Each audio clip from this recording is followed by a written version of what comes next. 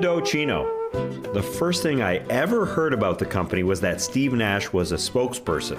And then I saw a very cool photo of him playing basketball with the suit on. Well, sort of playing basketball, not really, you know what I mean? Then I found out that they were custom suits, all made to measure without going to a store. I like that. Being a fellow basketball head, my man Sets ordered a suit from them and he loved it. I'd been thinking about getting something from them forever, so when they came on board with No Dunks, I got right to measuring the bod using their platform. It was easy. They were ahead of the game when it came to made to measure from home. I did get my wife to help me though, and it was probably the last time we touched, come to think about it.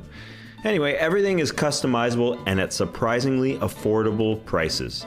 My light blue shirt and olive pants fit very well, I must say. Get a wardrobe personalized to your style and taste without spending a fortune. Give yourself a style edit that sets the tone for the rest of the year with Indochino.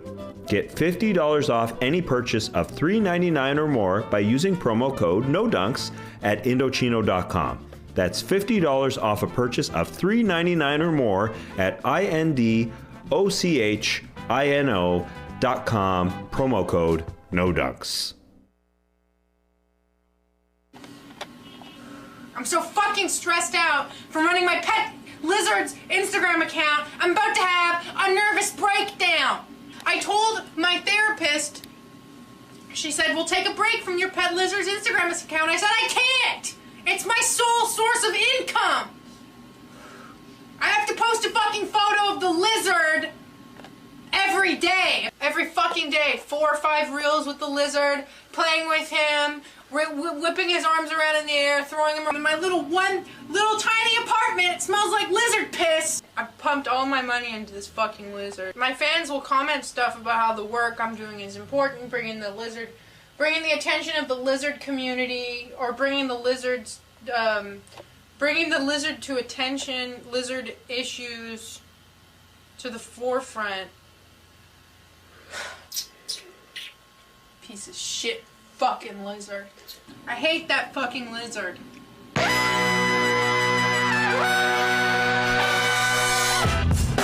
Good morning, sweet world, and welcome to the No Dunks podcast on the Athletic Network. It's Friday, January 28th. This is The Drop. We're here in the Classic Factory. I'm J.E. Skeets alongside me. As always, we got Tass Mellis. What's up, everybody? What's up, Tassie? We got our Top Shot hat boy, Trey Kirby. Heyo. Hey-o. And finally, making the magic happen, super producer JD. Hello. There he is. JD, what the hell was that cold open? It was courtesy of one Matt Austin. Wow. Fascinating. I loved it. Really kickstart your Friday, won't it? It's a Friday, you know. Who cares? All right. That's the spirit. No Lely, unfortunately, once again, though he should be back in the Classic Factory on Monday. Shout out to the stream team for joining us live right now on YouTube. Subscribe, like, comment, share the show. Email in your NBA questions all the time to nodunks@theathletic.com. You can tweet them in at nodunks_inc as well. Grab yourself some new No Dunks gear. That's right, we got a new t-shirt. There it is. Smells like a classic. Go to nodunks.com for that t-shirt that we just dropped yesterday and a bunch of other t-shirts and hoodies and mugs and stuff like that. Get yourself an athletic subscription too. Not at nodunks.com. Go to theathletic.com/nodunks for that. And in case you missed it, we posted a new squad episode yesterday. Yes. We were drafting the perfect Winter Olympics. I'm talking host city, opening ceremony performers and performances, marquee events, new sports that we'd like to see added to the Winter Olympics program. So check out Squad if you haven't already. It's up on YouTube as well as your podcast feed. A lot of fun, that one. Absolutely a lot of fun. Yeah, people were pumped to have Squad back in their life. They were rejoicing in the streets and in the streams. I will say, a bit of a letdown from all of us. Somebody commented on the YouTube video, how did nobody pick ice chest as their sport? Wow. Also, did you see somebody tweet in that they are at the Beijing 2022 Olympics and they have a No Dunks hoodie on? Yeah. It's a great photo. I don't think we have it here, unfortunately, for everybody right now because it just happened. I just saw it. But they said one of us sort of spoiled the actual 2020 Winter Olympics opening ceremony. The 2022. Sorry, 2022. Yeah, okay. So one of us in one of our stupid answers for what we wanted to see at our Winter Olympics opening ceremonies, there's a part of one of us that's actually might be coming true. What part could that I know. Flaming snowball, Roger Federer. I mean, I gotta be honest. I think that seems the most realistic, but that not Roger Federer, but maybe Flaming snowball? A flaming snowball. Yeah. yeah. So we'll see. What about flag bearers bringing in a small torch as opposed to flags? Possible. Okay, we won't Man, spoil. we're good. We won't We're good. spoil anything else there with our squad selections where we draft the perfect Winter Olympics. All right, let's get into today's show. We're starting with the All-Star starters. They were announced. LeBron James, Kevin Durant are once again the captains of the two teams in this year's All-Star game. Joining LeBron as starters from the West, we got guards Steph Curry and Ja Morant in the backcourt there, along with reigning NBA MVP Nikola Jokic and Warriors forward Andrew Wiggins. We'll get to that in a second, but let's show you the East. Durant joined by guards DeMar DeRozan and Trae Young there in the backcourt, and you got Embiid and Giannis in the front court. Now, KD's availability for this game, bit of a question mark here because he's continuing to recover from a sprained knee ligament. I would assume he still drafts the team as the captain, but we'll wait to find out if he's actually playing in it. So, the big news, though, from the starters being announced, and we'll get to picking our reserves here on today's Drop Podcast, is Andrew Wiggins. Tass, you were right in the end. You said you were starting to look at the numbers there when he finished so high in the fan vote, and you're like, Yeah. this could happen here. And here's Wiggins. It did. Yeah. Year 8 for him. Yep. Never been an all-star. Jumps right into the starter pool. It's shocking, of course. But I have zero qualms with it. Unless he takes the spot of somebody who would be on the all-star team and that person doesn't get there as far as the entire team goes.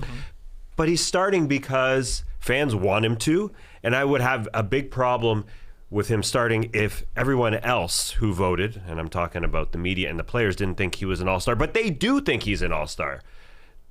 They don't think he's deserving of a starting selection. No, but who cares? Yeah. This is for the fans. So the players voted him 5th. The 5th best forward. That means he's an all-star in the mind of the players who we're supposed to respect the most in terms of giving a crap about the league and about the integrity of the league. And the media has him 6th. So that's kind of borderline. Right. They have LeBron Jokic in front of Andrew Wiggins, then Gobert, Green, Towns, and Wiggins. So I got no problem looking up and down the roster because Gobert and Green are going to get there as reserves. I don't think there's any question about that. Right. But there is a bit of a problem if Andrew Wiggins makes the team and somebody like Karl-Anthony Towns doesn't. Because on the resume later on, it doesn't say all-star starter. It just says all-star in 2022. And that's all that really matters. Right. Who cares if he gets to stand up there and smile and they say, from Canada, Andrew Wiggins.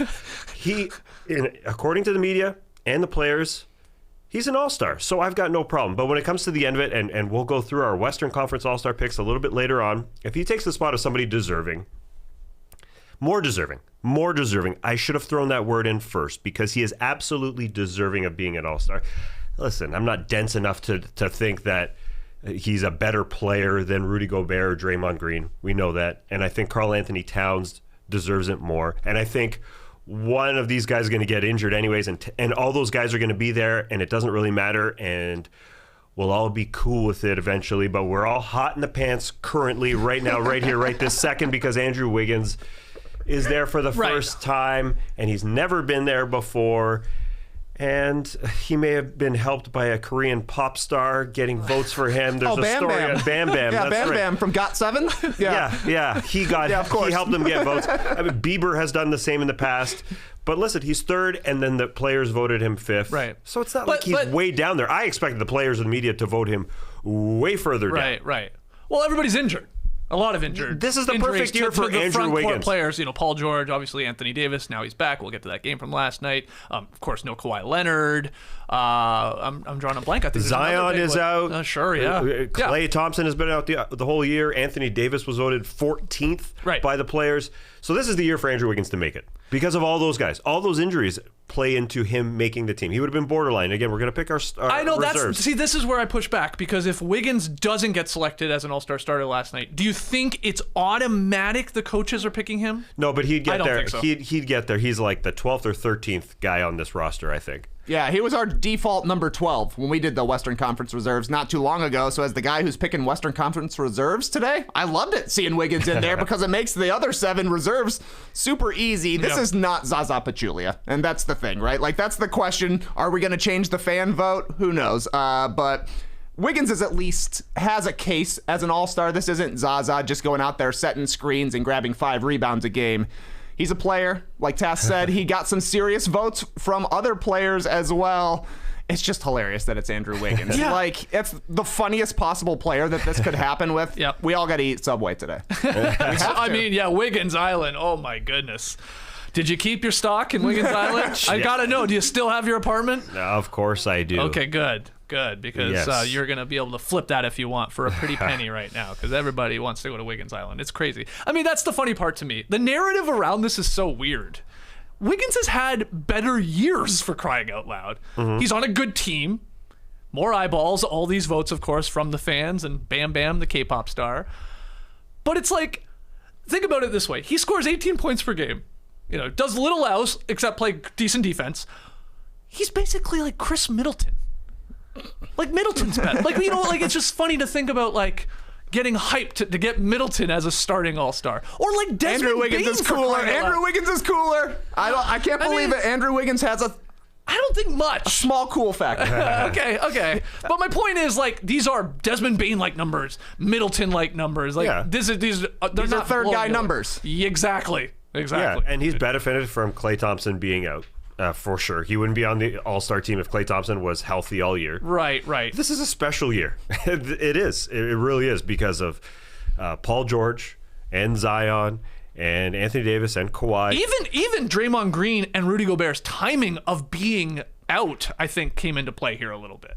You know, missing the last couple of weeks. Yeah, these but guys. players and media voted those guys higher. Yeah. And so- Well, the fans hate Rudy Gobert. I mean, it's the other part. He was like 9th. That's a problem, yeah. In the front But court again, West, but- it's for the fans. Yeah. And do you want to see Rudy Gobert out there dunking? Do you want to see Draymond Green setting guys up on the offensive end? I think you'd rather see Andrew Wiggins, who still has a ton of athleticism. If I'm starting a basketball team, we know who we're taking. We're taking the better defensive players. Right. But this is an all-star game, and he's not taking the spots of those guys on the roster when all is said and done. And I would say, you're claiming that Andrew Wiggins has had better years. He's scored more points before, but the reason why he's great now is because he's way more efficient. And you don't Way want, more? nobody wants to There's talk no way about he's way more. efficiency. Yeah, he's having his best year three-point shooting, and he's having a better year from the floor as well. He's shooting the hell out of the 3-ball, which usually only does for a couple weeks, but he's definitely maintained it here. 41% from 3 on the season. But, you know, he shot 38% from 3 last year. It's good, too. Yeah. I don't know. I think it's really funny. Getting wiggy with it. This is his one opportunity. There's just so many guys that we've all named that are injured now, bad timing, or have been injured all season. Right. And that doesn't seem like it happens year in and year out. Is Andrew Wiggins the worst all-star starter of all time, Trey, or is there anyone else that comes to mind? Oh, I got B.J. Armstrong as the Yeah. worst All-Star starter. there you go. 1994, right after Michael Jordan retired. They're basically like, hey, what's up, cute young guy? You play with Michael Jordan. Suddenly you're starting the All-Star game, averaging 15 points per game, 2 rebounds, and 4 assists. The Bulls at one. the time were tied. Yeah, they were good, The right? Knicks and the Hawks Yeah. were the best record in the Eastern Conference. So basically the same as a Wiggins pick, right? Like, you have a great record, you play with a beloved player. Yep. And you're there. Yeah. Come on in, buddy. So, I don't know. I mean, BJ. yeah, B.J. Armstrong, obviously a one-time All-Star as well. Maybe this is the start of something, though, for Wiggins, right? Like, he gets unlocks there him. one time. Yeah, maybe. He needs to do something cool in the All-Star game. Like, be great. he's been a player who's been tabbed as, could he be in a dunk contest? He would never do it. But we saw him trying to throw down a 720 Yep. in a gym once upon a time. So, you know, he's got the hops.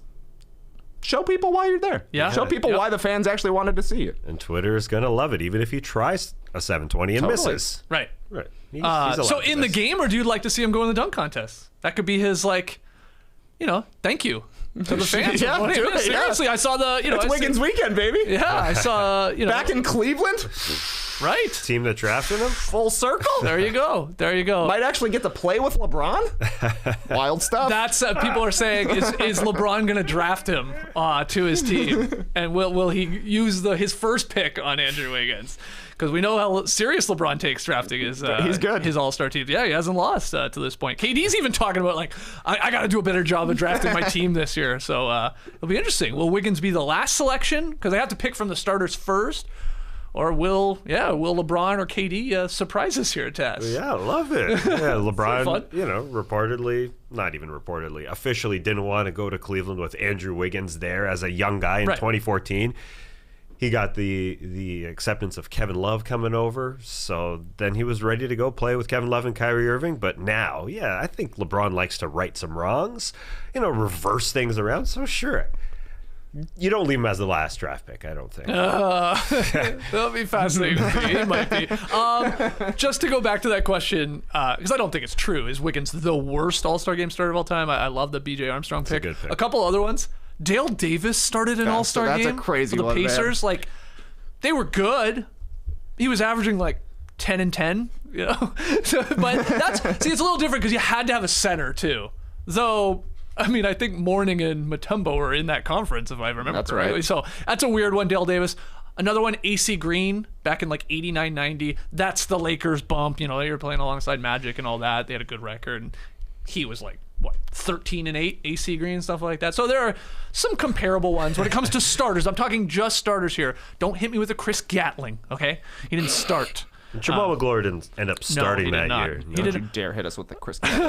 Well, he definitely wasn't selected as an All-Star No. starter. Did he somehow start the game, though? I thought maybe there was an injury. Yeah, But maybe, but a little different. yeah, I think B.J. Armstrong was voted in Right. 100%, and so yeah, It's the Bulls bump. that's a weird one. That's a weird one, and that was the Zaza Pachulia rule, as Trey mentioned. That's why they implemented this formula to get the players and the media involved. Yeah, but some people think the formula is still stupid when you look at Rudy Gobert getting, 65, I think, votes from the media to like a Wiggins who got, I don't know if he got any.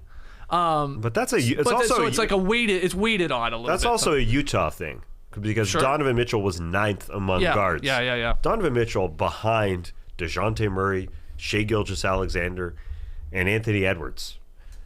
That's deep in the queue. That's very far down. Are we going to get some deep in the queues in Cleveland? I hope so. No, they changed the name. I know. He's got a new one, right? He does say "Deep in the Rock," I think, is what Austin Carr is saying Carr. nowadays. But you're allowed to because it's the 75th anniversate. We should get a deep in the gun.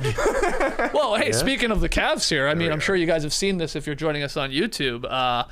Look at this bad boy. Shout out to Sean Kemp and Terrell Brandon. We got a no dunks, Cleveland-inspired jersey here that we're thinking about selling somewhat soon. We'll probably do a limited run on these, but we'll give you guys information a little bit. This was just the you got a little no dunks on the back. You like these, TK? I love nice those. quality to these. Yeah, What's I've that? actually been having some laughs, Skeets, because my first reference for this when I saw it was this is what I think Busy Bone is wearing in the first of the month video. Right. So that's great. Maybe Yeah. we should drop it on the first of the month.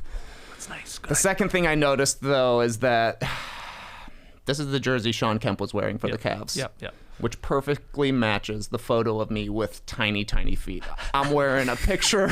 I'm wearing those Sean Kemp Reeboks from when he was with the Cavs. we gotta redo that I gotta photo. dig those up for sure. All right. Okay, well, let's get to making some picks here. Okay, enough about the All-Star starters. Hold on a second. You want to change that fan vote? I don't. People are talking about it. I do. I what do think you the wanna fans do? should get 100% of the vote. Because literally all the media wants to do is complain that the players don't do a good enough job of picking the things. Yeah. They have a bunch of throwaway votes. They do. They don't care. Yeah, but do you want to see Rudy Gobert starting in the All-Star game, like Tass said? I mean- You don't. You don't. The people that really care who's playing in the All-Star game are fans and kids. Right. And if they wanted to see Rudy Gobert, they would have voted for him. But what about Zaza Pachulia then starting in an All-Star game? He didn't start in that All-Star game, right? But he But he didn't. The fans eventually voted him out of there. There was no problem. Okay, so you just want to go back to 100% 100% fans. Oh, wow. Tass, what do you think? I think the results would probably be the same. For this year. Well, this year and in years in the future as well. They're only going to get all-stars in there, I think. I mean, the reason why Wiggins is in there is because Golden State was the number 1 seed for 3 months. Yeah, the league obviously implemented this whole 50-25-25 to cover their asses when Zaza Pachulia possibly is a front court Western Conference player, and they're like, well, that's stupid. We can't have that. Why though? No, well, Why? you seriously want Zaza Pachulia starting an All-Star game? That didn't happen. Didn't happen. We had 100% fan voting. He got close, and he didn't make it. So it wasn't a problem. The NHL does it. They have weirdos get sent in all the time, and it's like a celebration for the fans, and they're like, this is awesome. We got a player in there. Okay. Well, let's hear from everybody in the stream team. You agree with TK and Taz here? Do you just want to go back to 100% fan votes? I mean, the funny part is you saw what they did last night with this whole briefcase here with, Ernst & Young bringing it in. I saw some people saying, well, the NBA screwed themselves if they really didn't want Wiggins to start, because I'm 100% convinced they just fudge the numbers whenever they want. They just change. You just like, how would we ever know? They go, that's too many votes for Zaza Pachulia. Okay, whoops. Just give 100,000 more votes to this guy. Of course. But now if they have to do it like by the book here, like if you believe that Ernie didn't know who the heck the All-Star starters were last night, believe and Ernie I do. Johnson. Shams and Woj weren't tweeting it. They didn't know. They didn't officially know. So NBA just needs to go back to just fudging the numbers whenever they want. That's exactly right. Right. Yeah, I mean, if you're putting on a showcase for the fans, put on a showcase for the fans. All right. We'll definitely learn how to vote if that was the case, because now we don't know how to vote. Confusing, man. People don't know how to vote. What do you mean? Like, People don't know. Do I need to put a full name? Do I need to put a hashtag? Yeah. Do I need to put one single name? My man Trey Kirby didn't even know. Yeah. And he's a basketball. I botched it twice. Yeah. Right. I know. Right. And we'd figure that out, because for fan engagement, it would get fans more into it as well. Go back to ballots only in arenas. Sure. Hanging chads. No more online stuff. Yeah, exactly. Okay, let's get to picking some of our all-star teams. The reserves here, because we know the starters, like I said. We're going to start with the East. Tass, you've been tasked with giving us your team, and then Trey and I will agree, disagree. I'm sure we'll do a bunch of what about this guy. So, the reserves are going to be selected next Thursday by the coaches. It's up to them. But again, why don't you get us started here? The starters for everybody: Kevin Durant, Giannis, Joel Embiid, DeMar DeRozan, and Trey Young. Who you got for your... Now it's time to get serious, because this does matter for players' resumes. It does. I will say Kevin Durant, right now, he's out, but I'm not going to pick a replacement for him. I think that that makes it a little bit harder, number one. And number two, I do think he'll be back. He's going to be reevaluated next week, even though reports are that he's going to be out.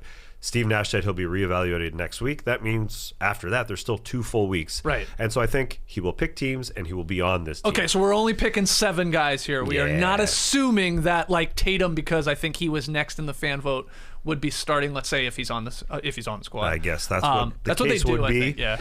Okay, but no, anyway. we're picking 7. We're not expanding the rosters. We're keeping it pure, like a bubbly LaCroix. So here we go. 7 guys joining the 5. Zach LaVine. Yes. A great teammate in Chicago. He was on the PA and on the plane, congratulating Debo, DeMar DeRozan, on his All-Star start. Zach deserves to be there too. He's a special player, especially when we're talking about All-Star games and just enjoying watching this freak athlete out there with basketball skills. Can't wait to watch him. Okay. Now we get a little weird in the backcourt for me, because I haven't enjoyed watching James Harden play, but he deserves to be there. 23 points, 10.1 assists is leading the league, although his percentages are down. Hey, it's the best players deserve to be there. He deserves to be there as a backcourt player, as does Fred Van Vliet of the Toronto Raptors. Man, this guy from undrafted to stinking in the 2019 playoffs for a couple rounds, to getting paid because they had a long playoff run because Kawhi dragged them there, to now being an all-star potentially. Sure hope he gets there. He deserves it. He's been their best player by far, and it's a 500 team.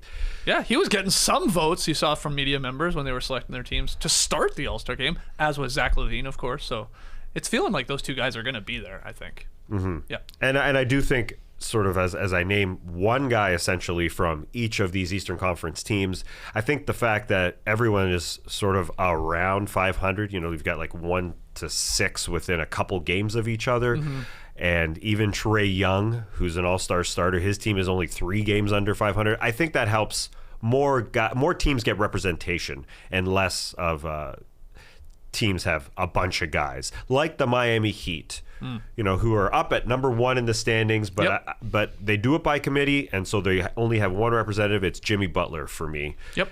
Okay, so keep going down here. Again, I'm just picking one guy from each team, essentially, is what it came down to. Jason Tatum, who I didn't think would deserve an all-star spot because he's not having his best year. His percentages have fallen off, but also he's just one of the best players in the league, dropping 50 when he wants to. So those are 5 guys: Zach, Harden, Fred VanVleet, Jason Tatum, and Jimmy Butler there joining the starters. Now we get into the first time appearance guys. Well, Fred VanVleet was one as well, but from the Cleveland Cavaliers, also up there in terms of the standings, Darius Garland is their number 1 guy. He's also played a heck of a lot more than Jared Allen, who I'm leaving off the team, unfortunately. I think Garland is their best player with a bullet. He's had to do more with Rubio out and Colin Sexton out. They're kind of like the Miami Heat. They also do it by committee, so you're like the Spurs of old. You get one all-star, unfortunately, and you don't get a second because the last spot for me goes to LaMelo Ball. Wow. Who's having a baller of a year. He deserves it. He's playing great, and again, because all these teams are in and around 500, there isn't huge gaps with a lot of these teams. So Miami only gets 1, even though they're at the top. The Bulls are the only one, along with the Nets, I should say, who get 2. And that's it. Jared Allen's off. Wow. Bradley Beal doesn't make it. He's having a poor year. And that's it. It ended up being not as hard as I thought. But killing one of my Cavs babies was not Jared Allen's easy. tough not to be on it, but he's amazing. Yeah, 16 and 11. He shoots like 70%, or he's at least flirting with that from the floor. Man knows his role. Yeah, exactly. Now, maybe he's a classic, you really want to see Jared Allen in an all-star game? You'd rather see LaMelo Ball, I think most people would agree with, and you ultimately went with him. That's a part of it. And the Hornets are good, and hell, even Miles Bridges maybe get some consideration. Okay, so you heard Tass's team, TK, 7 for 7. You going 2 Cavs? You going somewhere else? I was splitting them up as well, just the same way Tass was. And to me, there's the 5 locks: LaVine, Harden. I guess I only have 4 locks: LaVine, Harden, Tatum, and Butler. And then you're choosing 3 from LaMelo, Garland, Fred VanVleet, Pascal Siakam, and Jared Allen. So I don't know. I mean, I can see a world where both VanVleet and Siakam make it, both Garland and Allen make it if people are fired up for it, if coaches are.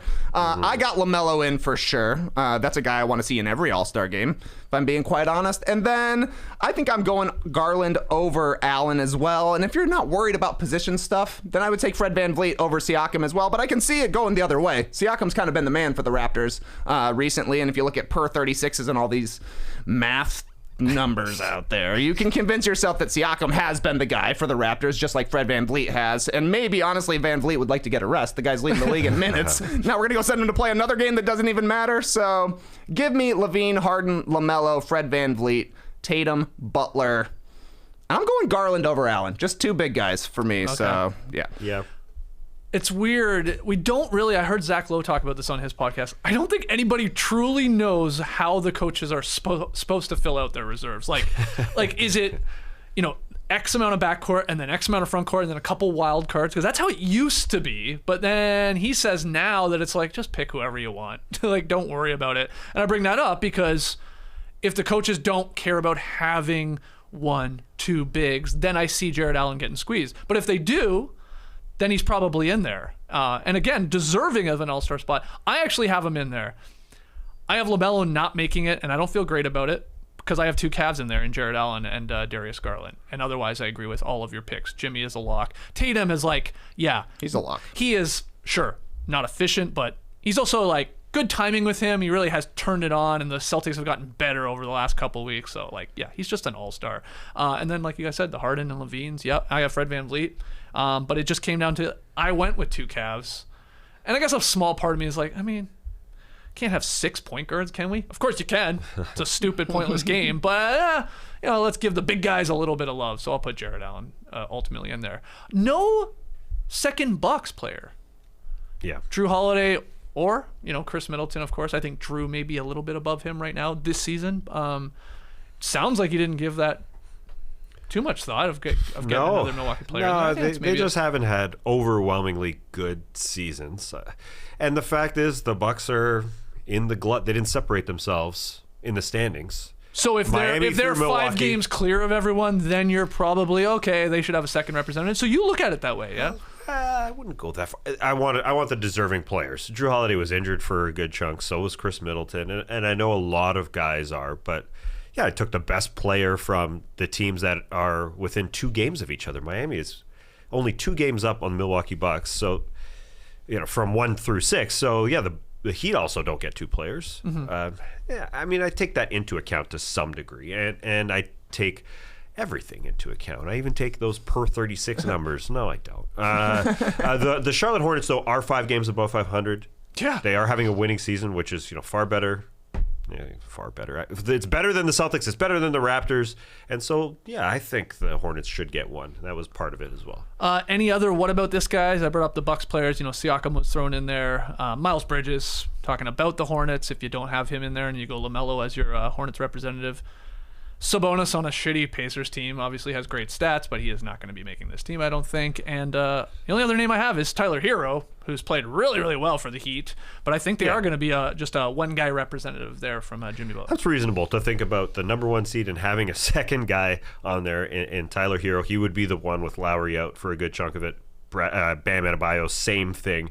I would just want to bring up about Trae Young because people not as hot in the pants about Trae as they are about Andrew Wiggins. I get that, but some say Trae Young is on a losing team. How can he not be there? Trae Young is having an incredible season. I want to pick the players who deserve to be there, and I think even though he's on a losing team, it's only 3 games under 500 right now. They've come along at the right time as well, especially for coaches when they get their ballots here.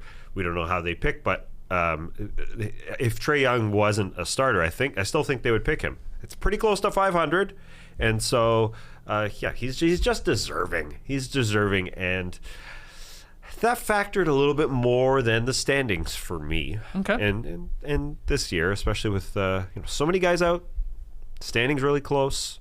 But a lot of great players out there in the National Basketball Association. Yeah, it'll be. Did you find it more difficult to do the Eastern Conference reserves or the Western Conference reserves?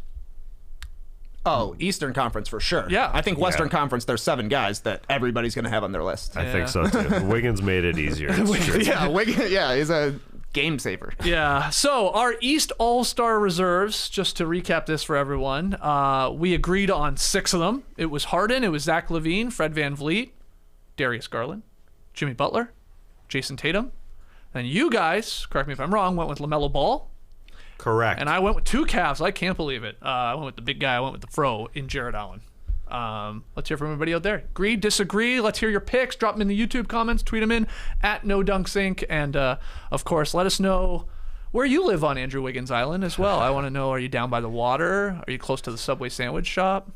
Those are the 2 places. Those are the only 2 mainly, places. Yeah. You just have a P.O. box. You just have a P.O. box so you don't have to show up, don't have to show your face, but you still have property there. That's true. Okay, so we're going to take our first break. When we come back, we will get to picking our Western All-Star reserves and a whole lot more. Don't go anywhere. I've been a fan of Stan socks since way back in the day. I used to rock them when they first released their NBA theme socks years ago. I loved them then, and I love them now still. In fact, I have all of those pairs still because they are so comfortable, even though they've been through the wash a million times. I've got like Larry Bird's iconic 3-point shootout from Chicago in '88. I think I've got a pair even of Shaq and Penny on the Magic together. I will never get rid of them. And the best part is Stance now has new products which include sweatpants, joggers, hoodies, and more. The best part about that, all of their clothing has stayed true to Stance's unique quality. So if you've enjoyed the comfort and creativity of Stance in the past like I have, then you're not going to believe what Stance has in store for you now. And even more collaborations, which I just love. Check out some of these. Star Wars, Bob Marley, The Goonies, Guns N' Roses, Biggie, Slayer. I mean, there really is something for everybody out there. And my connection with Stance started with socks, but I just can't wait to try their sweatpants because I know they will fit perfectly, they'll be nice and comfortable and cozy. Stance's philosophy is that you should never have to sacrifice your own individual style for the sake of comfort. And now you don't have to. Whether you're relaxing around the house, working out at the gym, or running all over town, Stance delivers its signature softness and creativity in a full line of active apparel styles from toe to head. Stance has got you covered. Head on over to stance.com and get 15% off your first purchase. Use promo code NODUNKS at checkout to apply. Enjoy the color and comfort of a life less ordinary with Stance. Stitched different. If you think player acquisitions are tough, let me tell you a little bit about car shopping. It's already a confusing and stressful process, but in 2022, finding the right car is going to be even trickier due to inventory shortages. Yep, no doubt. Oh, you talk about buyers and sellers? Yes. More buyers than sellers. That's right. Yes. In the car market right now. Yep. Yeah, there is. Yep. Lucky for us, not lucky for NBA GMs. Edmunds goes the extra mile to make car buying easier by providing shoppers with honest car reviews, video test drives, online shopping tools, and the latest consumer advice.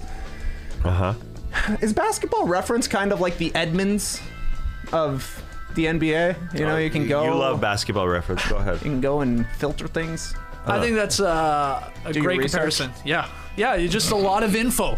A lot of info. Yeah. There's a ton of info. Filtering, finding specific things you want to know. Yeah. You're telling me, Skeets, I'm not currently in the car market, but I've heard all about these used cars selling like hotcakes. So I went to Edmunds.com to appraise my 2005 Toyota Highlander, only to find out that Edmunds won't let you appraise a car with more than 300,000 miles on it. Which I actually think is like a nice cutoff. Yeah, nice you don't want to be standard. buying somebody else's 300,000 mile car. Wow. That is a crazy amount of miles. Yeah, the Toyota Thon has 320,000, but I had to see how this thing works. Holy. That's 500,000 kilometers. That's 500,000 kilometers for all our conversioners out there. Shout out to That's a conversioners. lot. Yeah. Amazing. Very reliable. I wasn't heard. surprised. I fudged it. I faked it. Yeah. I said there was only 250,000 miles. I got my appraisal right away. Huh. $1,800. Not bad. That's why I walked to the Classic Factory today. Sweet. Car shopping, it can be overwhelming, but Edmunds is here to help. Visit Edmunds.com and click on Edmunds' best car rankings to research and compare vehicles. Probably wondering how to spell Edmunds right now, aren't you? Yeah. You're not. You're lying to me. I appreciate the yes and, but I know you've seen the copy. This is for the audio people out there. EDMUNDS.com. Edmunds. We drive it like it is. It's crazy that PJ Washington is on Basketball Reference and Edmunds. The only guy. The only guy. Because he's the Chevy Trax of the NBA. That's right. Yeah, so the other day my wife asked me if I could proofread something for her. She had applied for a training course at work and it was a really high-level course, so the field of applicants was strong and she really wanted to make a strong impression. So when she asked me, I just started reading through it on her computer and I made a few suggestions. But then it hit me. I was going into this editorially naked. I needed my secret weapon, the weapon that has really helped me improve my grammar skills over the last 12 to 18 months, and that is Grammarly. So rather than just make edits on the fly, I sneakily asked her to send me the application to my own email address. Then I could open it on my laptop, have Grammarly go to work, and guess what? Bang! It worked. She got accepted. I look like a genius while also snagging some big-time husband points. Grammarly keeps your writing clear, concise, and correct. It can help you write coherent, sharp sentences while delivering your message in style and, dare I say it, with swag. And if you want to get even deeper into it, Grammarly Premium offers whole sentence rewrites, identifying hard-to-read sentences and transforming them into concise, clear prose. So if you want to become a Grammarly gangster like me, then take the stress out of getting the words right with Grammarly. Our listeners get 20% off Grammarly Premium at grammarly.com/nodunks. That's 20% off GRAMMARLY.com/nodunks. All right, back with you boys here on a Friday, the Drop Podcast. We did our Eastern Conference All-Star Reserves. We agreed on 6 of the 7, but let's get to the West. The starters, LeBron, Jokic, Andrew Wiggins. Amazing. Steph Curry, and John Morant. So, TK, you have the task here of taking us through your picks, and then we can, Tass and I can agree or disagree. A simple task. You think so? Didn't even have to look at the per 100 possession numbers for this one. But speaking of numbers, real quick, we asked the stream team, where do you live on Wiggins Island? 52% live near the water. Nice. Pretty well split up. So here's your Western Conference reserves, which no one will disagree with. In the backcourt, Luka Doncic, Chris Paul, Devin Booker, and Donovan Mitchell. The Mitch. Okay. The Mitch. Yep. In the front court, Rudy Gobert, Draymond Green, and Karl-Anthony Towns. Yes. I agree. That's it. We'll see you on Monday, everybody. No, actually, I disagree. Yeah. I'm punishing the Golden State Warriors for having Wiggins as a starter. Get out of here, Draymond Green. Get him out. I'm sort of half joking, but I think it would be very funny because, like you were saying, Tess, if Wiggins getting the start actually hurt someone on his own team, for crying out loud, that's deserving of an all-star spot. Dejounte Murray was the only one that I was like, ooh, how do I get that guy in there? So again, jokingly, I sort of took out Draymond and put Dejounte. I don't really believe it, but those other names, Chris Paul and Booker, Easy. relax. Easy. I mean, now that Gobert is not starting for the Western Conference all-star starters as an all-star starter, him and Mitchell, easy. Not as easy maybe as the Suns, but easy overall. I think very easy. Okay. The biggest check mark against either of the Jazz guys would be that they've missed time, but the team has started losing when they've missed time, which almost makes their case a little bit more. Sure. And then you said, yeah, Luka Doncic. That just is like that's like Tatum in the Eastern Conference. Really, Sure. It's like, guy's just an all-star, and the Mavs are good. Like they've turned it around here too with their record and winning games and stuff like that. And Luka even got it going. And then Karl-Anthony Towns with the Wolves in their record right now. I think he's a no-brainer. Yeah, the Wolves at 500. So Yeah. I agree. Towns gets in. That's the worrisome part about the Wiggins inclusion is if somebody like Towns does not get in, Right, because I think right. he could be on the borderline. But I found some of the votes weird for Donovan Mitchell. As I said earlier, the players voted him 9th behind guards like Shea, Anthony Edwards, Towns' teammate, and Dejounte Murray. Or what's with the Mitchell hate? That's the weird thing. I know that we look at the standings to bring that argument up. The Suns would only get 2 as the 1 seed. The Warriors would get 3 as the 2 seed. The Grizz only 1 as the 3 seed. And the Jazz, they trump the Grizzlies with 2 if Donovan Mitchell and Rudy Gobert get in. But as Trey said, they've missed time. The Grizzlies kind of do it by committee. The Jazz have a great point differential, far better than the Grizzlies. So they should be they are the better team. I think if they met in a playoff series, that would be fantastic, and we'd see who the better team is. But I think it's because they've missed time, and I think they are starters. So all stars, I should say. So yeah, I'm okay with putting those 2 guys on there. Okay. So you agree with I 7 agree. for 7 there, having mainly the 2 guys that we thought maybe would be starting the game in either a Draymond Green or Rudy Gobert. And I thought Paul George at the beginning of the season he would be a lock, but he's not a lock. No. He is not, and his teammate Kawhi's not there. Zion's not there. Anthony Davis.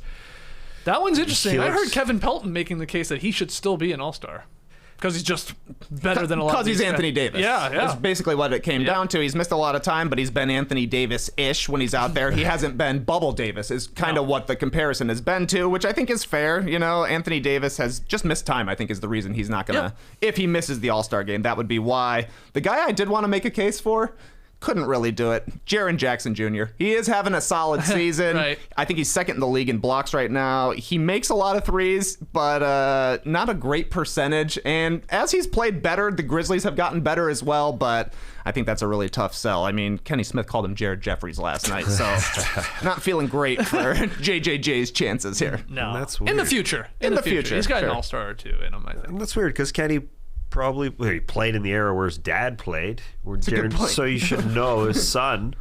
Jaren Jackson is an NBA champion with the San Antonio Spurs, just like Kenny Smith was with the Houston Rockets. But yeah, it's a special year here for the Western Conference guys because Damian Lillard is out. Will miss the entire All-Star game. If Damian Lillard was around, he's sort of like in the Anthony Davis camp. Good enough numbers. Sort of a lifetime all-star, at this point of their careers, he would probably get in. But that opens up a spot. It is funny that Kenny Smith called him Jared Jeffries. He screwed up both of his names. He's only got 2 J's. It's not Jared Jackson Jr. It's Jared Jackson Jr. And then, of course, the last name. Yeah, that's weird. Yeah, the only other what about this guys I have are, you said Paul George, but just unfortunately because of injury, he is not going to be there. Anthony Edwards with the Wolves deserves a long, hard look. I don't think he'll get selected by the coaches here, but he's got a bunch of all-stars in his future. Brandon Ingram, the numbers are there on a bad Pelicans team, on a Pelicans team that is like back in the play-in race. So they've turned their season around. He made his way onto my short list. Yeah, I'll say, yeah. which impressive stuff. And then of course I gotta include Shai Gilgeous-Alexander way down on the what about this guy. But if I'm picking, as we debated, I guess it was earlier this week or last week, the whole Dejounte Murray versus Shai Gilgeous-Alexander. They're both great players. But I think this season alone, Murray will warrant more votes from the coaches if he makes it. But you guys say he's not even going to get in there. Yeah, and the DeAndre Ayton thing, a respectable year as well. Missed some time on the number 1 seed. Yeah, the problem with that is like Bismack Biyombo comes in here and you're like, oh, you play with Chris Paul. Oh, suddenly he's an all-star. And it's like, it actually almost hurts like Ayton's case in a weird way. So I don't think he's going to be there. No, he's not going to be there. He's not. Okay. Well, that was easy. That one's an easy one. I mean, it really is. Well, there's a lot of players who are going to be coming off the bench for the Western Conference. I mean, they'll be drafted or whatever, but like Luka Doncic could have easily started. I was a little shocked to see John Morant as the starter just because Luka has won fan votes recently. Chris Paul could have easily been a starter. Booker could have been a starter. Gobert, Draymond, like that's the majority of your bench could have easily been starting this game. So I don't know. To me, Murray will be the first injury replacement, which I think is good. I'm glad you brought up, the idea of like, well, do you really want Rudy Gobert to start an all-star game? You can even say the same for Draymond Green a little bit. You're like, these guys are obviously defensive-minded. Like, they're just incredible at what they do. But, like, do you want that in an all-star game? Probably not, which is why I sort of wish Chris Paul was an all-star starter.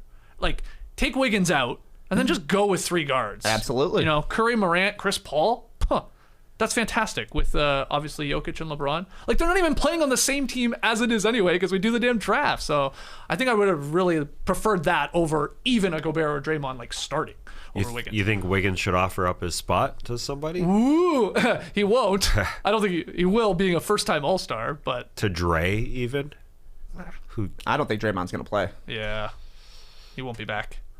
And this is why it's going to get fun with injury replacements, maybe a couple spots here. Like how many of these guys will not actually be playing? Maybe 1, 2, or 3. So Dejounte Murray could get in there. I do agree. The John Morant story is amazing in that he is an all-star starter with the fan vote, surpassing Luka. In such a tiny little market, we just went down there in a small market, Memphis, just to have this transcendent game and what he's doing. Pretty cool. Oh, yeah. But very cool for him to do this. I use the word cool because the guy is cool. He is. And so that's why people vote for him. Yeah. But over Luka, again, who, like Anthony Davis, hasn't played to expectations. At least at the start of the season. He's much better. Team much better, too. John Morant is like, he is the new age, I guess, whatever. We've said it a million times. Derrick Rose and Penny Hardaway, like back in the 90s, when I was like, he's cool. And he's awesome. And, like, fans like him. Players like him. The media is like, especially with the Grizzlies record. They're winning, too. Yeah. It's all things combined. Yeah. All right, let's hear from everybody out there. Agree, disagree with those West picks. I'll just go through them very quickly again. TK leading the charge here. A lot of us agreeing. It was Chris Paul, Devin Booker, Donovan Mitchell, Rudy Gobert. So you got 2 Suns players, 2 Jazz players. Karl-Anthony Towns as one of the big guys there with his numbers and the Wolves being 500. Luka Doncic. And then Draymond Green. You guys had on yours, and I jokingly have Dejounte Murray over him because it's all Wiggins' fault. Ooh, this is going to tear the Warriors apart if Draymond doesn't get in there. Better offer up that spot to somebody. I think you should offer it to Chris Paul, soften him up. Be like, oh, this is a kind act by this man. Long down the line. Get him in the playoffs. Yeah, I guess so. Yeah. I don't know the second part of the playoffs. What's the long con here? To me, the long con is like, remember Jeff Van Gundy once said about Michael Jordan, like, he's a con artist. It makes you seem like he's your friend, and then he rips your heart out. Right. So Wiggins just has to make Chris Paul think that they're friends, and then Wiggins will rip his heart out in the playoffs. Wiggins' nickname Maple Jordan. So There you go. the super long con. Circling, yes, exactly. 8 years. I waited 8 years to be good. All right, let's touch on last night's games quickly here. Joel Embiid scored 26 as the 76ers beat the LeBron-less Lakers 105-87. This we found out LeBron wasn't playing, like 20 minutes before this game. Sore knee, but cool attire on the sideline. I like the multi-layer, sort of the plaid over top of what was underneath. I think he was wearing a hoodie. At one point I saw he had his hands in his hoodie pocket and like his overshirt was just like flowing like a cape, which I thought was cool. Yeah. I've been doing that a lot lately since watching the NFL. I'm just like a quarterback.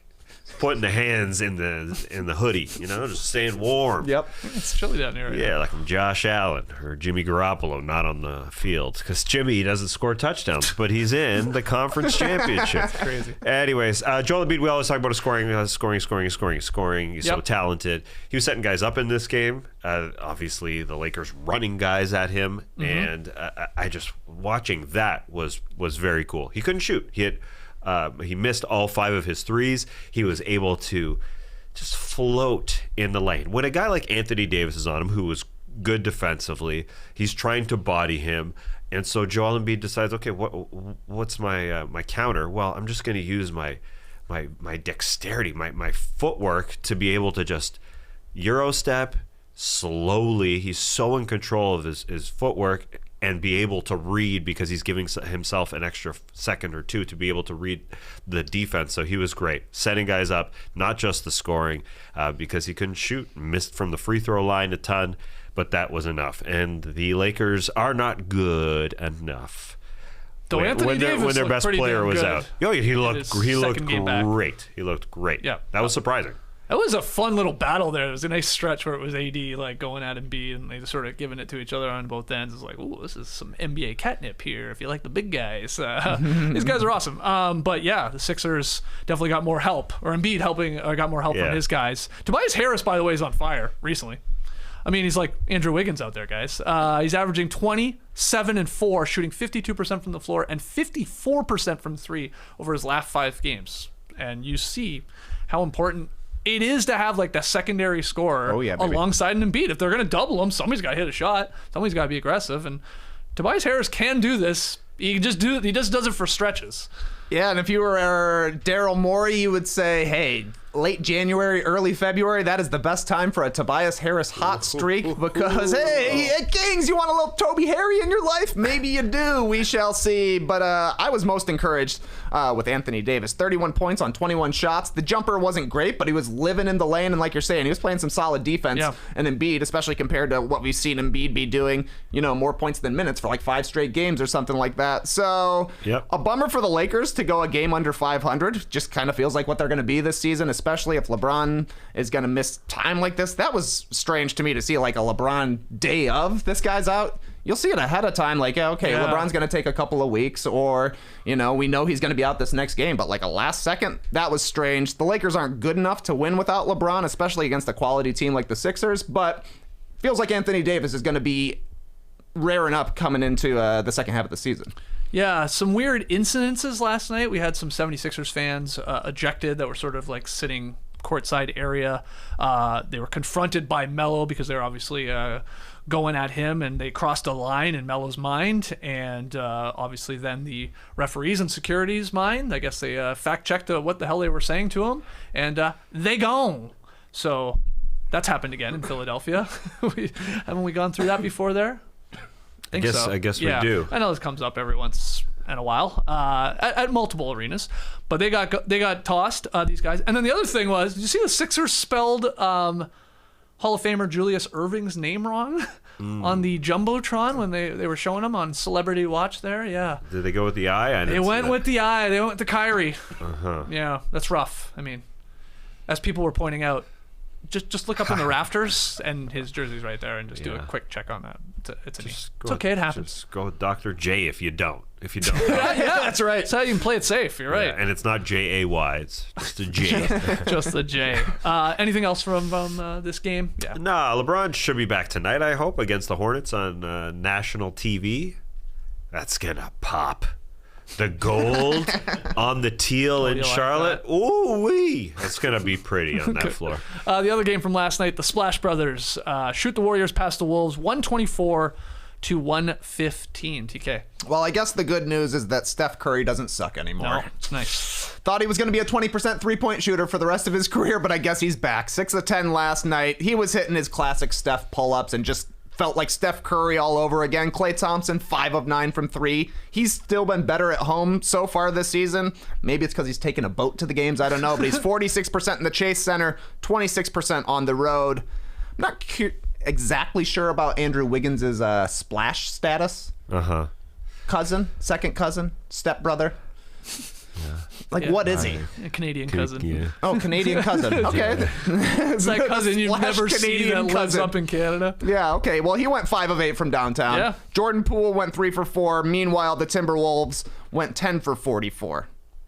That's the game. That's the whole game, Tough right? to win. Yeah, exactly. Minnesota forced 18 turnovers. The Warriors are a high turnover team. That's how you beat them, and that's how Minnesota's defense is so good. But when you shoot under 25% from 3, and the Splash Brothers are the Splash Brothers again, that's a no. Yeah, and the Wolves were not helped out by D'Angelo Russell having to leave this with contusion, right, on the shin, I think is what they were saying. Bruised leg, huh? Yeah, that sucks. He's actually important for this team. I mean, Totally. if you actually go look at all the numbers when he's playing and how much better they play when he's out there. So he only played 20 minutes, and that hurt them as well. They got back in this game. They had a little fight from the Wolves. You know, obviously in the end, it's a pretty comfortable win by the Warriors, but I didn't mind what I saw from at least putting up a fight with the Splash Brothers dropping 3 after 3 after 3. They were in the game. It is pretty neat to see Curry and Thompson out there again. First time that they've each hit 5 threes in a game since the 2019 finals. The bros out there doing it again with their long lost cousin out there also hitting 5 threes. Pretty great for them. And the race in the second half of the season for the Warriors chasing down the Phoenix Suns, who they're 4 behind in the loss column. Can they get there? You think they catch them? I don't think so. The Suns are just too freaking resilient. This last little spell here with Klay coming back, has knocked the Warriors out of that 1 seed probably permanently this season. And again, I have said it a billion times. They kind of expected this weird transition with Klay Thompson.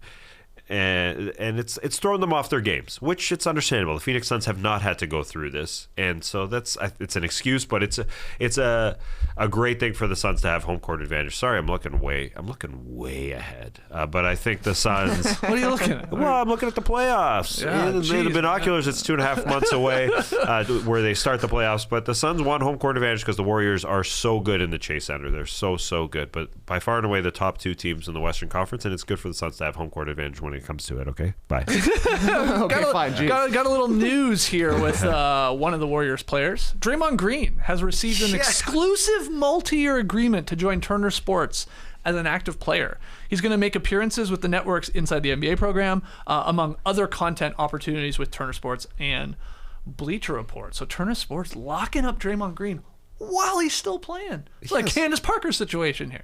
While he is still he's got a second job. He's got a day job. What's his day job and what's his night job? Because basketball's at night. But this one's more at night. It's a late usually. night job. And from what I read from our man Richard Deitch at The Athletic was that his first appearance was going to be after the game yesterday. Yeah, right. So that's how brilliant this is for Draymond Green. It's like he would be doing an interview with these guys anyways. Now he's just getting paid for it. That is smart. I didn't watch the segment. But I don't know. Did he make an appearance? I was very, very late night on the East Coast. Yeah, here. I'd imagine it was just an interview. It wasn't like some feature or anything. So good for him. Getting paid to do what he has to do anyways. Well, I mean, obviously they're he's gonna do they're more. locking him up because, hey, when you retire, we want you in our studio. We don't know how long Barkley's going to keep doing this. You're the perfect replacement. You tell it like it is. He's obviously a basketball savant. I think he's been really good in his appearances on Inside the NBA before. He's done that during the playoffs when the Warriors weren't there. So this is just to me, this is just showing how much Turner we want to keep this guy. Like when he does retire, when's he retiring? Well, that's the thing. We're gonna play How long is this 4 to contract 5 for? years, I didn't think so. How long is this contract for? Yeah. So he could things But change. that's how in love I think Turner Sports is with the idea of adding him to the team here. Absolutely. What do you think, of Trey? course. 31 years old, turns 32 on March 4th. How much longer is he going to play? 4 more years? Yeah. I was going to say, I bet he goes, I just have well, he's got another job all lined up.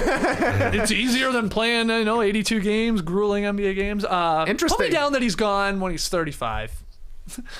Wow, that's a long contract then. Another 3 years? Interesting. Yeah, it'll be good. Draymond Green, he says he's the next Barkley on the mic. Feels like he might be the next Barkley on the mic, so get your Barkley replacement ready. It's just a question of how long it's going to be before then. And will you watch any of the other programming Draymond Green is on? Because that was also some of the news when Dwayne Wade signed with Turner as well. He did that show, The Cube. I only ever saw the commercials. Never turned it on. Yeah. So you're thinking Draymond's going to get an opportunity to do some other shows. I mean, he's obviously going to be doing other work with Bleacher Report and Turner Sports, but like outside of the basketball realm. Yeah, maybe so. I don't know if he's interested in presenting or anything like that. I'm sure they could come up with a weird game show for him. Yeah. This is a different era of contracts with the on-air broadcasters. You've got the relationship with Wade where they're going to continue to produce other stuff like The Cube or whatever, with Baby Hair Productions, which is Candace Parker's production company. Right. And I'm sure with Draymond Green, he was great on the program during the pandemic. I forget what it was called on TNT. It was about race relations, if I'm not mistaken. Nah. No, sorry. I think, but it was 5 letters. Was this Wordle? Yeah. Beans? Where's the egg? I always remember the length. We're gonna start a conversation. That was that's not what it was but called. That was Barkley, though. That's the Barkley. That's the Barkley meme. Yeah. That's what we do every day here in the Classic Factory. We're gonna start a conversation about Andrew Wiggins starting. But you're saying, with all of these, both females and males that are joining the Turner Sports team, they have their other things that they want to obviously produce. Yes, yeah. I'm sure Dre has, not just basketball ideas, but beyond that, I'm sure he'll be producing a lot of different. Do you stuff. like him when he's been on? Of course, yeah. Who doesn't? No, I think he's really good. He is really good. The number one thing is he actually says something, because that's usually the problem especially when current players come on. They don't want to say anything because they don't want to piss anybody off. That's exactly right. I mean, it happens in all sports when you have Drew Brees was getting raked for his crappy, color commentary. He doesn't say anything. Say something, man. And you're a quarterback. Yeah. Speaking of quarterback, you just reminded me of Draymond Green and who he likes to emulate himself after. It's Tony Romo. There you go. See on the plays. Here's what they're going to run. Yeah. Not just wait, but that's the problem with if he's an analyst. If he ever gets on games, we've never heard him on a game like a Tony Romo, have we? Sometimes when you're an analyst in a basketball game, you got the play-by-play guy talking. You don't really have enough time. There's not enough time.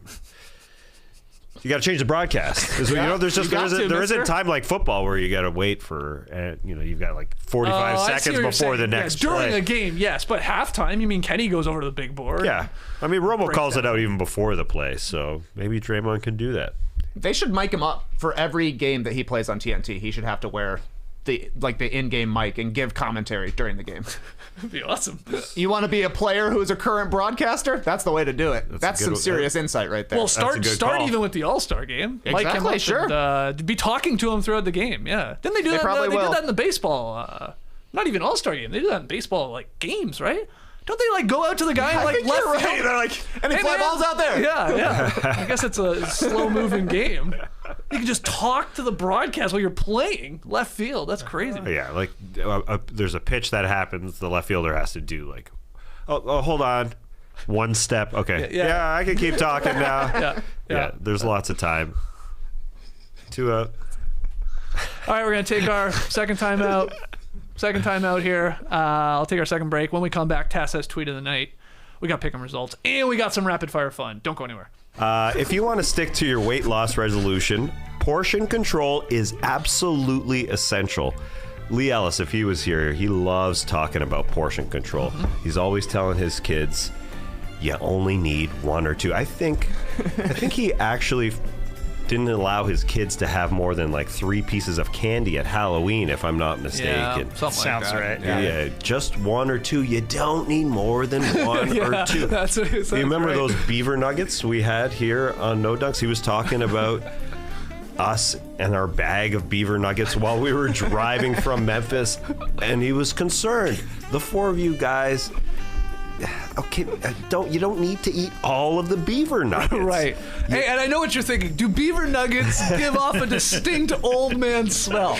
No, they don't. They smell like beaver nuggets. All right. But Leah's right about portion control. You don't need to eat all of that. I can't do it in Australia. You don't need all of that. You need 4 or 5. I can't do it. I get into taking. You go real British. But I can't do Australian. HelloFresh can help with portion control. HelloFresh delivers pre-portioned ingredients to your door, including farm fresh produce, so you can get convenience without skimping on quality. Skip the trip to the grocery store. Save that time in long lines and ensure you don't waste money on excess food. And it makes cooking pretty fun and simple. I even made some tasty pork lettuce wraps. Mm-hmm. I made those. Yeah. Yummy. Lettuce wraps. Those lettuce leaves were crispy, speaking of fresh produce. That was nice. I know what you're thinking. The answer is no. Just lettuce.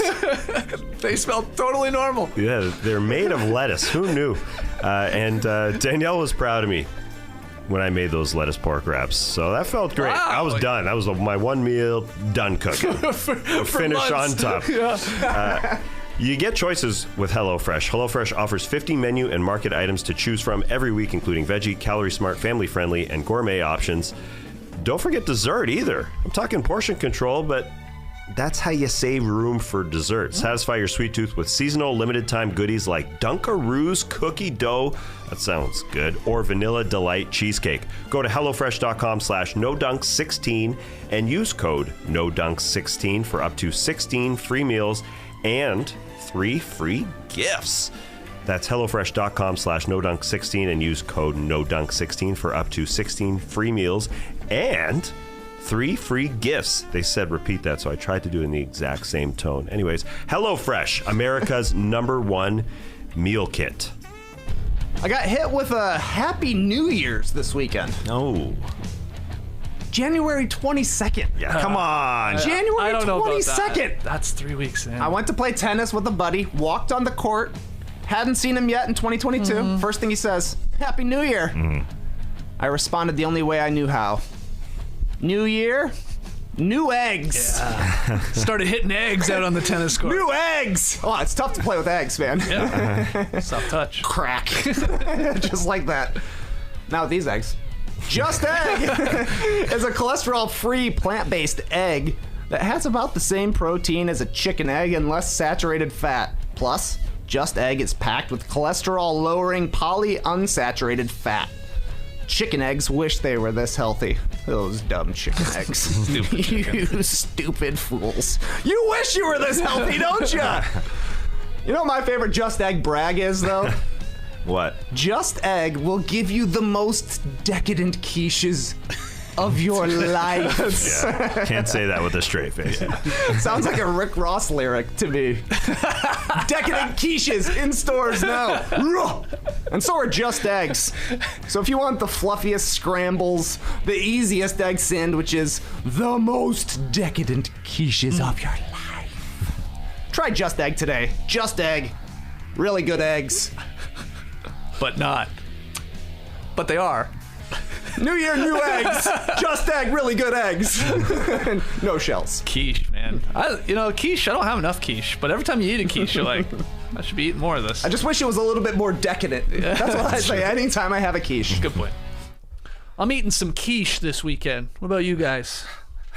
Who's making that quiche? You already got a plan? Or sorry, you made a face like, all right, Tass, I just said the line. I didn't plan on making a quiche. Now you blew up my quiche game. I'm inviting you over right now to try my quiche. How decadent. Very. Ooh. Very, very. Let's get to tweet of the night. Tweet of the night. Wow. Twitter. Tweet of the night comes from one of our very talented fans, Richard K. in England, who put together a Lego version of our old starter set with some new touches from No Dunks. Yeah, if you're listening to the podcast, we'll throw this on our social media. But Richard K, ridiculous. There's the set. We'll zoom in on everyone, so hold your questions for a second. Okay. This is awesome. Next photo, there's JD on the side with a ghost behind him. We'll get to the ghost in a second. Hold your questions. Oh, wow. Let's zoom in on Trey. Yeah. Now, this is based on our old Thanksgiving episode. So this is Trey's alter ego, Angry Uncle Bob, who came over and spitting hot basketball takes, wasn't very happy, and he's having a hot dog at Thanksgiving. But, I mean, that's combining Trey's love of hot dogs. Let's get to the next one. That's our set. That's Lee. His ever increasingly frequent scrolling through pics on his phone mid-show, as Richard put it. Well done. That's me super happy about my perfect greens and browns ratio and my compost bin. Beside you. Yeah. There's Skeets with his classic lockdown backwards hat look. And he made you exasperated with Lee for his aforementioned phone scrolling. I like that. It's usually what I'm doing. Well done. Lee says something. And then we'll get to JD, who's on the side here. He's joined by the ghost of Matty O. See, at first I thought that was Matty O at the producer. computer, because remember we had him out on the set there for the first couple of shows of the Starters days. But yes, yes. So Richard does love a costume. Richard, incredible stuff. Again, we'll throw this on our social media platforms. If you aren't watching on YouTube, Richard, maybe got to update it for the new set. Yeah, the new Classic set Factory. right here, right now, as JD put this set together. This is looking good in here. I would, though, if he's going to do it, Richard, like, don't just make it look like this. Really lean into the factory part. Us producing classics, hard hats on. Jackhammers. Exactly. I guess you don't use them in a factory. But hydraulic presses, definitely. Yeah, got to swipe. Yeah, got to. Love those Instagram videos of hydraulic presses. Yeah, like a conveyor belt, maybe. Yeah, that's what I mean. Yeah. But that's a good one. We've got a desk coming as well. So Yeah. don't get ahead of yourself now. Right. Don't make Save a your ping pong blocks. table. Yeah, it's coming. It's coming. It's coming. Yeah. Also 100%. I like that we're pretending that's Richard did that and it wasn't Lee Ellis. Because we know he's just been sitting at home playing Lego all week. Pick'em results last night. Lakers, Sixers. Philadelphia was favored by 2.5. And they got the win comfortably. This brought to you by BetMGM, of course. So that's another win for me. I'm having a great month. 12-6. Really seeing the games right now. Seeing the trends. Seeing the schedule. It's all coming together. So a nice victory for me. Nice victory for Trey and Lee. They improved to 8-10 here in the month of January. Unfortunately, Taz falls to 6-12 because you had the Lakers. You did swerve because you guys were very, very close. And you might have to continue to swerve here because there are 2 nights left in January, correct. tonight and then Monday. So And I'm 2 games back, so Yeah. I've got to, Gotta mister. swerve. The Jazz are visiting the Memphis Grizzlies tonight. okay. The 3 of you, including Lee, are on the Bears, so I am taking the Utah Jazz. Oh, but the Utah Jazz have a bear mascot. Why? They do, man. Just they really telling you. Do Bears love jazz? This is a bear versus bear mascot game. What's the Utah mascot look Crazy, like? man. He's like just a crazy bear. Is his name Grizz Bear? Is it Grizz Bear versus Jazz Bear? I don't know. That's wild, man. It might be. I remember when we saw the Grizzlies bear walking around the stadium. Had his neck flap hanging out the back. Oh yeah, when we were in Memphis. You gotta tuck that flap. Tuck it in. Tuck your flap in your shirt. Well, that's got to be a helper. Somebody's got to do that. Yeah, he can't see. Yeah, exactly.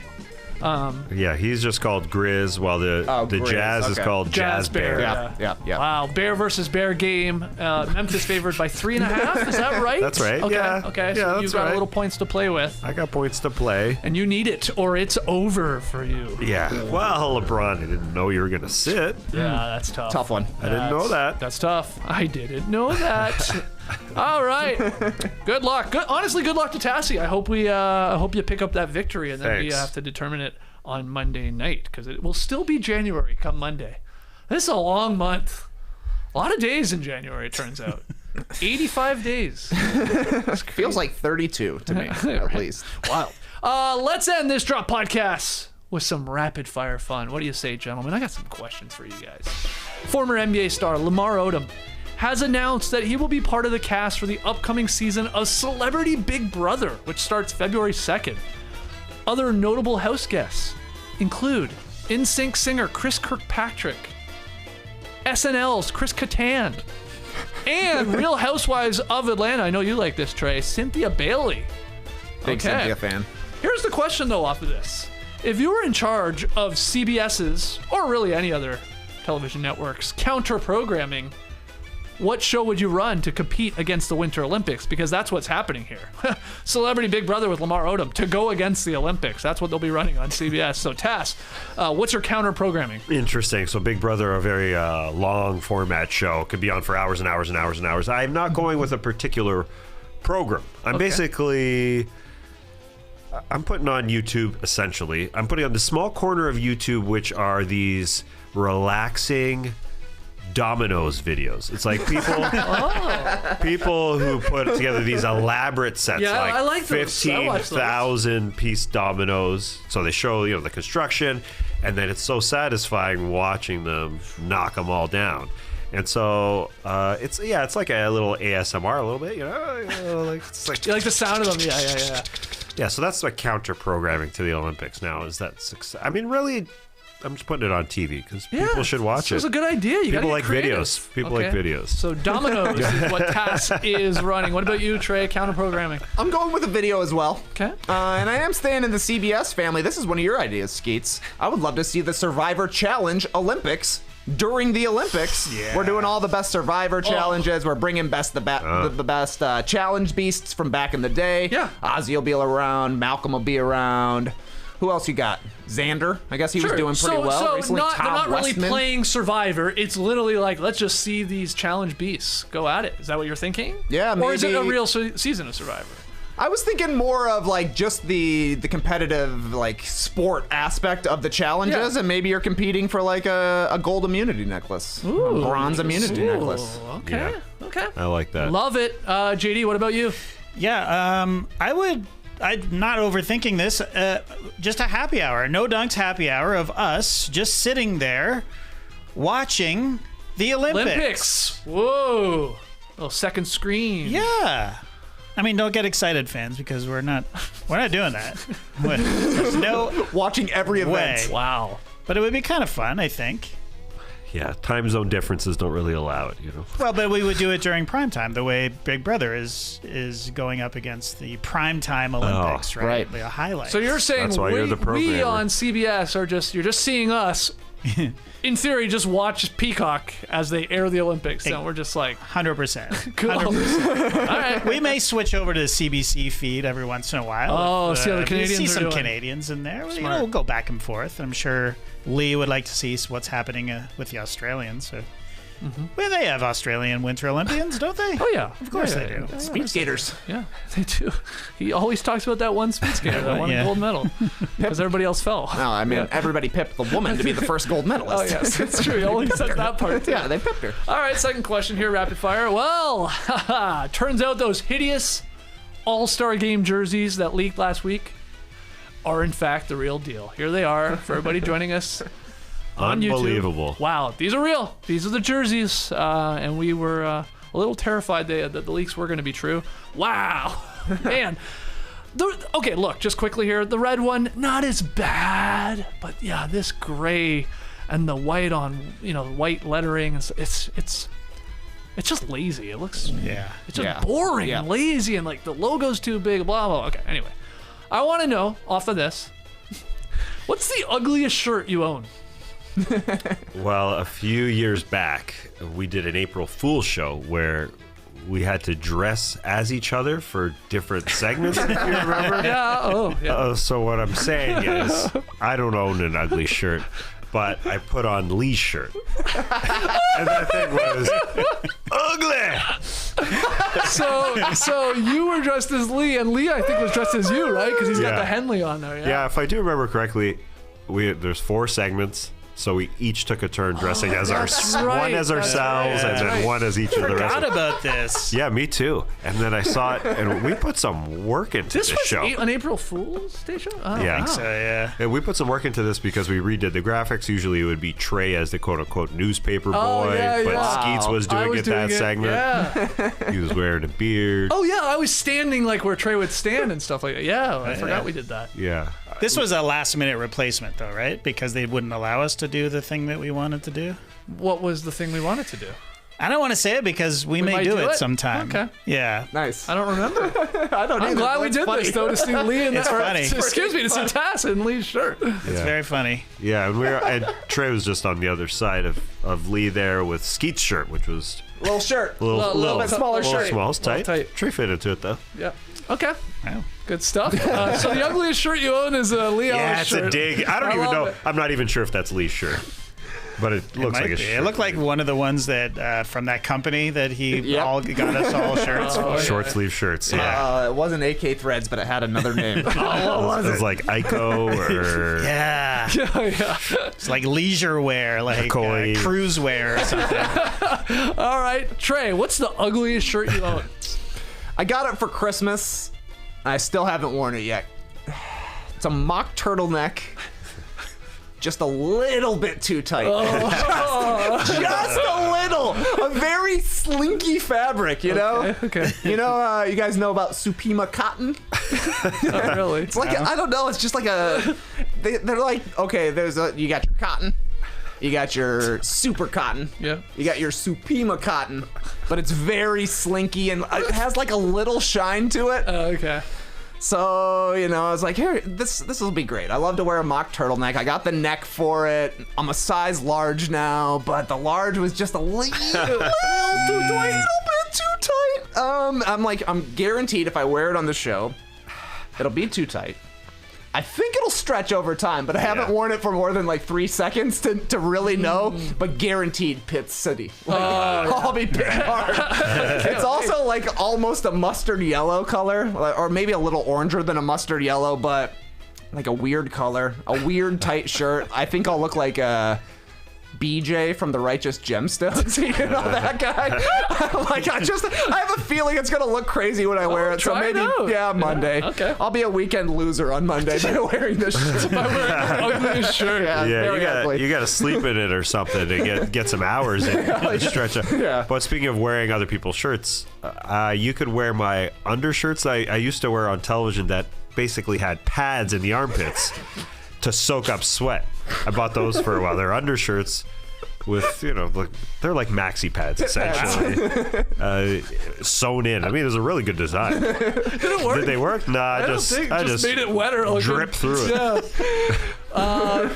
JD, what's the ugliest shirt you own? Yeah, I looked through my closet. I have just the most neutral, boring wardrobe. So I dug up a picture of it's not a shirt, it's a jacket that I wore all through Europe. This is back in I think it's 91.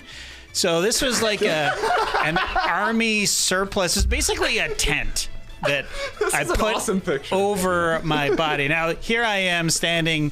There was some sort of protest going on, and they had all these. This was in Rome, and they had all these cops lined up to prevent people from going over there. So I'm like, hey, man, take a picture of me next to these cops.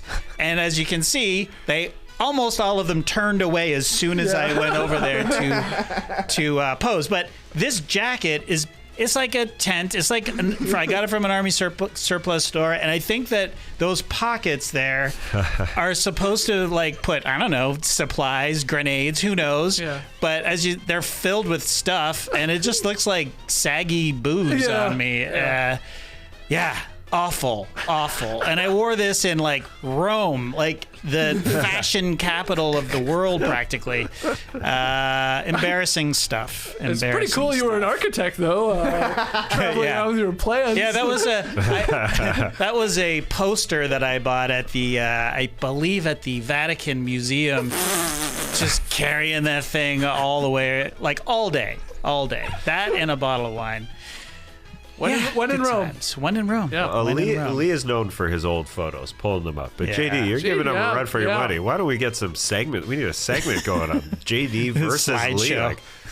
Like, split screen, photo v photo. All right, final one, guys. The WWE's 35th Royal Rumble is this Saturday. Yeah, Saturday. Thanks to Tass for reminding me it was on Saturday, not Sunday. Probably because of the football, I guess. Yeah, But yeah. I want to know, who's your pick to win the Rumble, and what NBA player would you love to see make a surprise appearance? I went and looked at the Royal Rumble participants. There are two Rumbles, I should yep, say. yep. Men's match, women's match. Yeah, you can go either one. Now they haven't announced everybody yet. No, there's about 20, 21 names named in both of them, I think, of the 30. Cool. Yeah. I went with a name that I knew. Okay. Because I'm lacking in names. That Randy Orton, I know him. Okay. He's The Viper. Yes, The legend killer. Yeah, and he's a generational wrestler, right? Yeah. Dad was So there. Third generation. I Third, believe. yeah. Whoa. Yeah, maybe he'll win. I think the guy that he would be that would be great from the NBA. It's too easy, but Joel Embiid. Oh, yeah. That'd be awesome. He'd do the Hulk Hogan. Let me, yeah. Listen, let me hear ya. You know, that guy. Listen, let me hear you. All right. So Listen to my ears. I love it. Randy Orton and then Joel Embiid making a love it. surprise appearance. What about you, Trey? Brock Lesnar. Brock Lesnar's going to win it. I think Okay. he's got a belt right now. But isn't he going up against Bobby Lashley in a different match? Is he going to be in the actual Rumble? Is the question. Might be. Lose the belt to Lashley, surprise entrant into the Rumble, setting it up for Roman Reigns versus Brock Lesnar at Look at WrestleMania. this guy. Wow, this guy's writing the script. Nice. Exactly. Shout out to the Action Network for brainstorming that one. Nice. Yeah. And what NBA player do you want to see make a surprise appearance? Bob Sura. Why? Gets a laugh every time you say his name. Bob Sura can show up in this jersey, man. Oh, yeah. He's sick. I think Bobby may have worn these. I think so. Yeah, I think so. Yeah. Okay. Love it. So Brock and Bob. Yep. Brock and Bob. JD, I know you hate wrestling, so Yeah, I couldn't be- purposely did this to you. Yeah, I couldn't be less equipped to answer this question. Who's going to win the Royal Rumble? Vince McMahon, probably, right? I mean, It's always in play.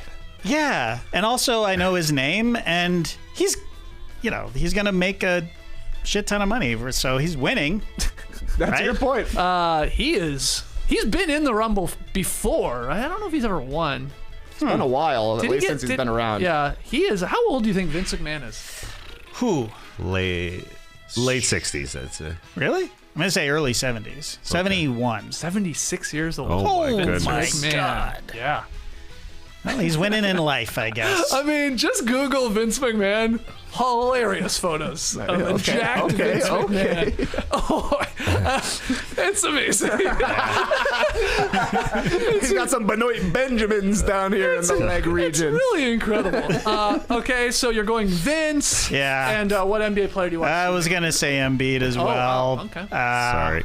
No, that's a fine. I'll just pick another random. Steph Curry. I'd love to see Steph Curry show up in his golfing attire. That just popped into my head because he's on that show, Holy Moly. Ever watch that show, I Holy never Moly? have watched it. It's a delight. It really is. Yeah. And he's in it. The last season or two, he's been animated because of the pandemic, randomly. Just, they'll cut away to him, and he's just an animated Steph Curry. So it's kind of weird. What is he just commenting on them putting? Yes. No, not at all. He's not even involved.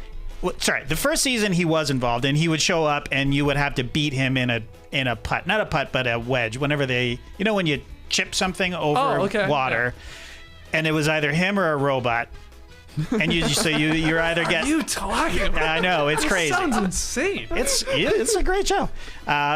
But then he has this like tips from the master, and it's just him in a wingback chair sitting with like a ugly yellow jacket and just talking about golf, and they're just bits basically. And the show itself, though, it's like it's Wipeout meets. Wipeouts meets mini golf, and he's a producer on it or whatever. Yeah. I mean, I'm sure he's not producing it, but he's Sounds like involved, great counter programming too. Oh, yeah. I would watch that way before I'd watch most things. The Olympics, definitely the Royal Rumble. Dare you? No offense. No offense, Dare wrestling you? fans. All right. He was wearing a mock turtleneck yesterday, I think, with the top Draymond. 75. Oh no, Steph! I thought was. Steph Curry was wearing one too, huh?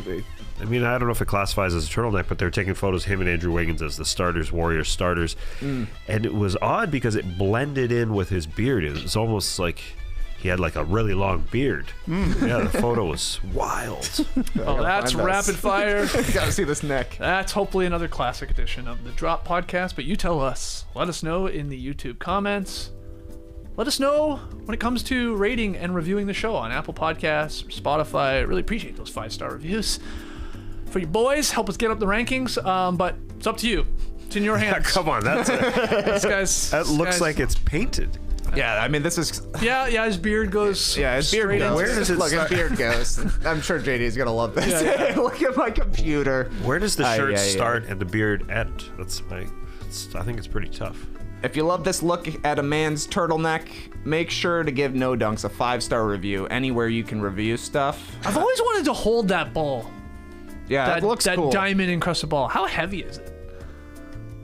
Heavy, I would think. It takes two of them to hold it. I would think so too. That's right. All right, email in your NBA questions to nodunks@theathletic.com. Follow us on Twitter, Instagram, Facebook, TikTok at NoDunksInc. Grab yourself an Athletic subscription. Go to theathletic.com/nodunks. Get yourself some No Dunks merch. Go over to nodunks.com. We will let you know when we start producing these bad boy, these throwback Cavs jerseys in celebration, of course, of All-Star Weekend happening in Cleveland this year. And what else? There was one more thing I wanted to tell you. Oh yeah, everybody come on over to my house for some quiche this weekend. That's what it was. All right, guys, thank you so much for joining us. We'll see you here Monday back in the Classic Factory. Lily should be here. Trey will probably be wearing the ugliest shirt he owns. Guaranteed. It'll be a blast. Until then, Clipper Bros. You heard it here first. Have a great time. Turn up. Love you guys. Awesome. Thanks for joining us. And I wanted to ask you. Oh, yeah. I know it's usually like one quiche at a party, but can I bring my quiche? Yeah. Mike wants to come. Mike Ish.